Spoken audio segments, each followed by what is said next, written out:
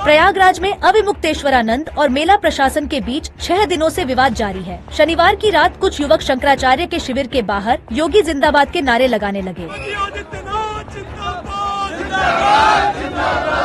इस दौरान उनकी अविमुक्तेश्वरानंद के शिष्यों से धक्का मुक्की हो गई।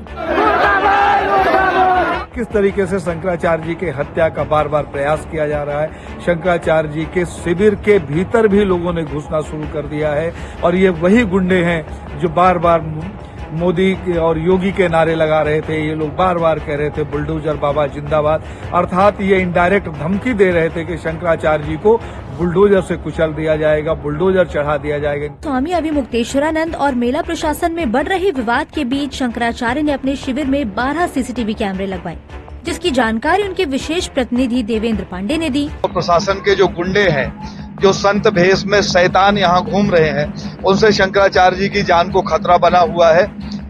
कभी भी वो रात में 2 बजे आते हैं। पूरा